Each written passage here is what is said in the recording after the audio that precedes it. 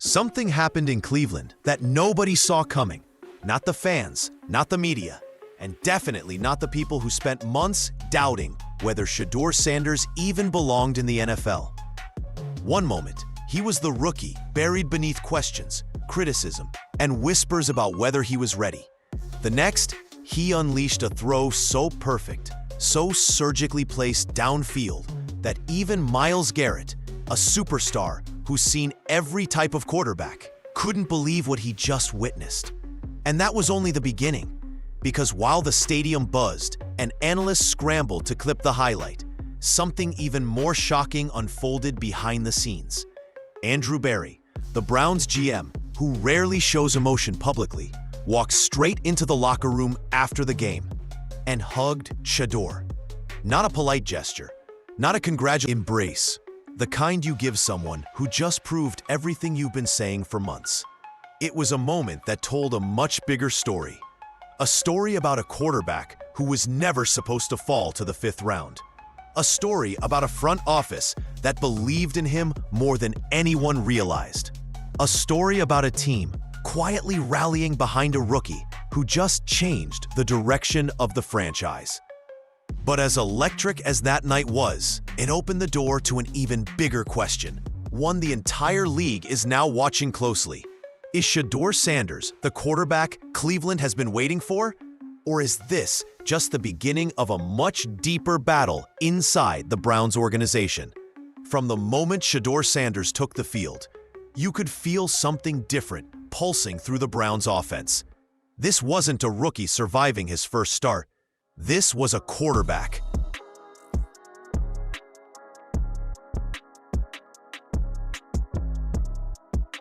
Stepping into the moment like he'd been rehearsing it his entire life, and the play that lit the fuse wasn't accidental or lucky. It was a deliberate strike that instantly silenced every critic who said he wasn't ready. The 57-yard missile down the right side wasn't just a deep ball. It was a statement. Leaning to his right, barely set, Shedeur scanned the field with the calm of a 10-year veteran. He didn't flinch at the collapsing pocket. He didn't panic at the defender closing in. He simply trusted his instincts, anticipated the route, and launched a pass so precise that even the receiver slipping couldn't spoil the beauty of it. The moment the ball left his hand, you could hear a gasp ripple across the field, the kind of sound fans make when they realize they're witnessing something special. And Myles Garrett felt it too. He later admitted that as the ball sailed through the air, he actually prayed it wouldn't drift into the defender's hands. But it didn't. It cut through the air perfectly, dropped exactly where it needed to, and turned into a highlight that had the entire NFL talking. But here's what people outside the locker room didn't realize. That throw wasn't a fluke. Minutes later, Shedeur rolled out again, same direction, same poise, and fired another deep strike, this time to Jerry Jeudy. The ball hit Jeudy in stride, placed in a window only elite quarterbacks dare target. The play should have been a touchdown if not for the fumble, but the throw itself told the real story. This wasn't luck. This wasn't a hot hand. This was controlled talent. The kind of talent that changes careers, locker rooms, and entire franchises. And as his name, Andrew Berry, had already made up his mind. The Browns GM had seen something on tape, something most teams either overlooked, dismissed, or didn't fully understand.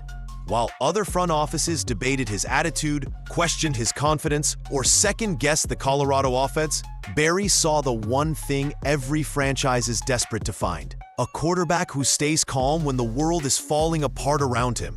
But here's the part the public never saw. Reports claim Berry didn't just like Shedeur. He wanted him badly. Some insiders say he originally believed Shedeur could go late first or early second round. And when the draft didn't fall that way, frustration quietly built inside the building. Other scouts leaned towards safer prospects. A few questioned whether drafting Deion Sanders' son would attract attention the Browns didn't want. And some evaluators were hesitant to trust a QB who didn't come from a traditional powerhouse program.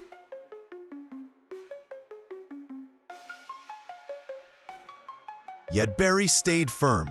He kept Shedeur high on Cleveland's board while other teams talked themselves out of him. He wasn't scared of the spotlight, the noise, or the criticism. He was focused on talent, real talent. So when Shedeur free fell into the 5th round, Barry didn't just submit the pick, he pushed for it. Hard. Jimmy Haslam later confirmed it publicly. At the end of the day, that was Andrew's call. And that single sentence revealed everything. Because a GM doesn't put his name on a quarterback unless he believes the player can change a franchise. It's a move that either defines a career or destroys one.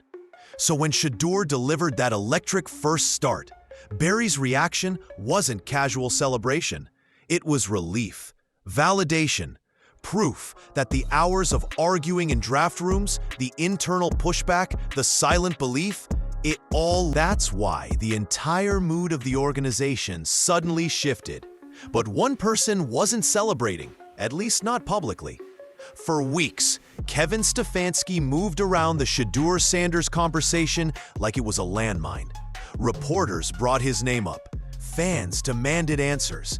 Analysts pressed the issue. And every single time, Stefanski dodged it with the same cautious, emotionless replies. No praise, no criticism, no hint of excitement. Just polished coach speak that made it feel like even acknowledging Shedeur was somehow risky. And that silence didn't go unnoticed. Inside NFL buildings, when a coach avoids talking about a rookie quarterback, it usually means one thing: hesitation. Whether it's concern about readiness, disagreement with the front office, or simply fear of committing too early, silence speaks louder than words. And rumors suggest there was indeed internal disagreement. Some insiders whispered that Stefanski wanted a steadier, more conservative option, while Barry pushed for Shedeur's development from the moment he arrived. But then came the debut. One game, one performance, one series of throws that made the entire league stop scrolling. And suddenly, the version of Stefanski that stepped up to the podium wasn't the cautious, stoic coach Cleveland fans had heard all season. He sounded energized, almost relieved.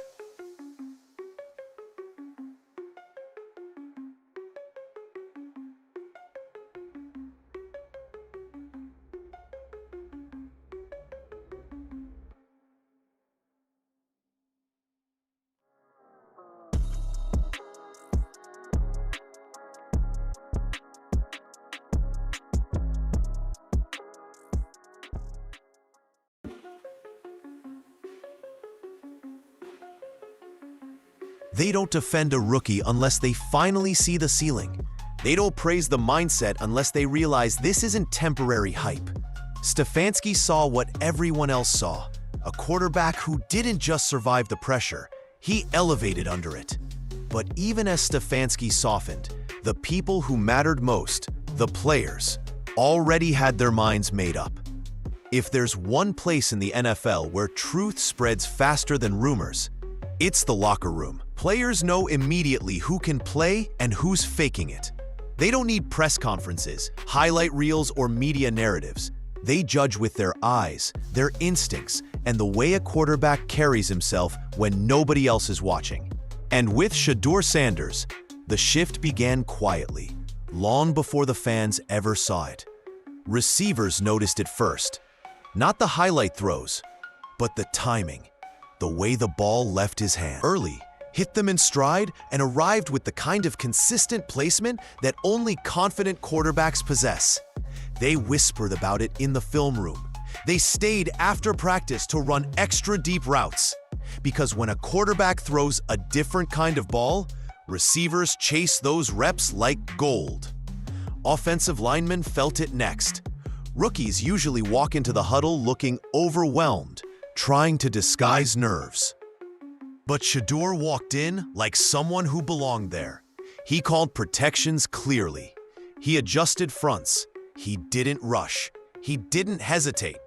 He controlled the tempo, a trait usually reserved for veterans.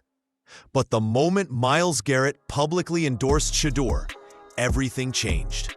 when the face of the franchise, a superstar with MVP-level influence, says, "There aren't many guys in the league who can make that declaration." In NFL culture, that kind of endorsement is rare, powerful, and usually safe for the players who earn respect through actions, not hype. After that moment, the locker room's belief became unmistakable. Guys ran harder. The energy in meetings changed. Players talked about what we can do with him instead of what we need to fix. Because when a quarterback lifts the entire offense, teammates feel it immediately.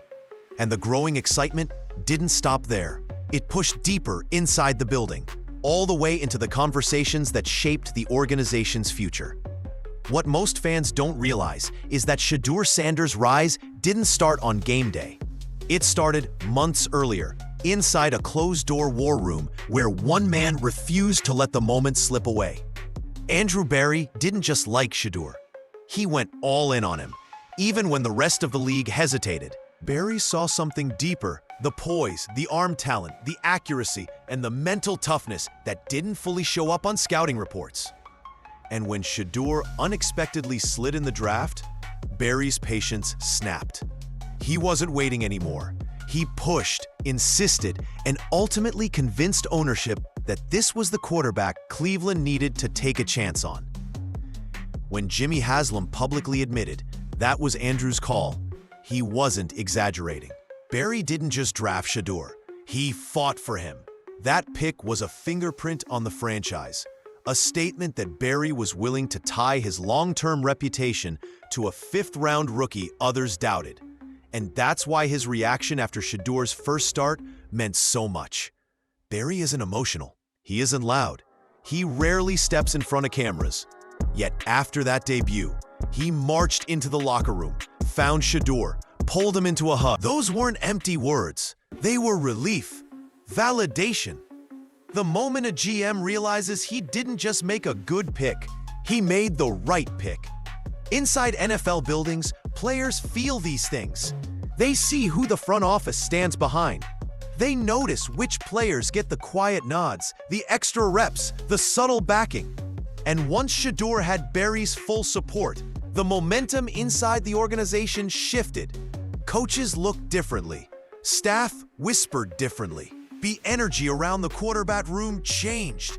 Because when a GM believes this strongly in a player, history shows there's only one direction things go next. Want me to continue with Section 6, 300 to 400 words? There are routine completions in the NFL, and then there are the throws that make an entire sideline stop what they're doing. Shedeur Sanders didn't just deliver solid quarterback play in his first start. He unleashed the kind of throws that coaches rewind 50 with raised eyebrows because they know exactly how rare those moments are. The 57-yard strike down the right sideline, that wasn't luck. That was anticipation, timing, and raw arm power blended together in a way that only a handful of quarterbacks can mimic. Shedeur didn't wait for the receiver to break open. He threw him open. He leaned right, kept his shoulders aligned, trusted his instincts, and launched a ball so perfectly placed that the slip by the receiver didn't even matter. It was one of those passes you see in slow motion because your brain refuses to believe it happened at full speed. Then came the deep shot to Jerry Jeudy. Everyone saw the fumble, but players in the film room didn't watch Jeudy. They watched the ball. They watched the arc, the timing, the confidence. Rolling out to his right, with defenders closing in, Shedeur calmly reset his feet, scanned the field. Fast! And fired a laser that hit Jeudy perfectly in stride. That's the type of throw veteran quarterbacks hesitate to attempt. Shedeur didn't. Those weren't accidental highlights. They were statements. Even the defensive players, the guys who normally judge quarterbacks more harshly than anyone, couldn't deny what they saw. When Myles Garrett sat in front of reporters and said, "There aren't many guys in the league who can make that throw," he wasn't exaggerating. Garrett has faced every kind of quarterback: elite, average, overrated, overhyped, and he immediately recognized Shedeur as something different. The best part? These weren't desperation heaves. They were calculated, poised, intentional. The mechanics were clean. The timing was precise. The confidence was unmistakable. This wasn't a rookie flashing potential. This was a quarterback announcing his arrival. All season long, Kevin Stefanski kept his distance from the Shedeur conversation. Reporters asked, fans speculated, analysts debated, and Stefanski remained silent, almost pointedly so. He didn't praise Shedeur in camp. He didn't hype him during preseason. He barely acknowledged him while the quarterback room struggled week after week. But when a rookie walks into his first start and performs with the command of a seasoned veteran, silence stops being an option. After Shedeur's breakout performance, Stefanski finally cracked. Not with enthusiasm, he's too measured for that, but with something more meaningful: respect. Real, earned, undeniable respect. When he talked about Shedeur rising to the moment, delivering deep throws under pressure, and executing cleanly even with limited protection, it wasn't coach speak. It was a reluctant admission that the rookie had just solved a problem the Browns had been wrestling with all year. Stefanski even told the media to stop focusing on the mistakes and instead look at the impressive plays he made. For a coach who normally hides behind vague language, that was a huge shift. It was the moment he acknowledged, maybe for the first time publicly, that Shedeur wasn't just another young quarterback. He was someone who could change the direction of the team. And it didn't stop there. Stefanski pointed out how Shedeur handled pressure, how he operated behind a banged-up offensive line, how he processed reads, and how he stayed poised when things weren't perfect. That's the kind of praise coaches reserve for guys they trust, guys they want to build with, guys they see as part of the future, not placeholders. But behind that praise was something else, something every fan picked up on immediately. Stefanski didn't choose this quarterback, Barry did. And now Stefanski has no choice but to adjust.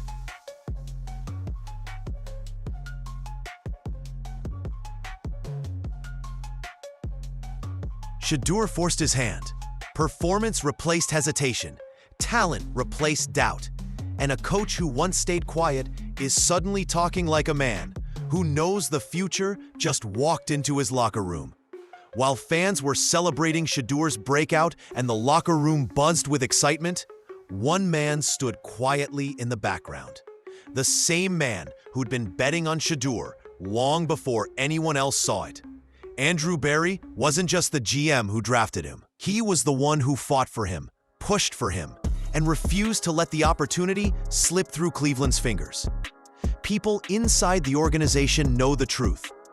Barry had his eye on Shedeur long before draft day. Reports suggest he believed the quarterback could go in the first or second round and was prepared to make a move if needed. When Shedeur unexpectedly slid, Barry wasn't relieved. He was frustrated.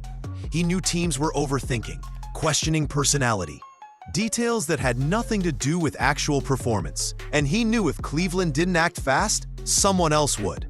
So when the fifth round arrived, Barry didn't wait. He convinced Jimmy Haslam to pull the trigger.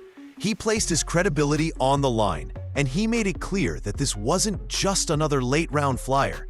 This was a potential franchise quarterback who needed time, support, and a real shot. That's why what happened after Shedeur's first start mattered so much. Barry didn't smile from the press box or issue a press release.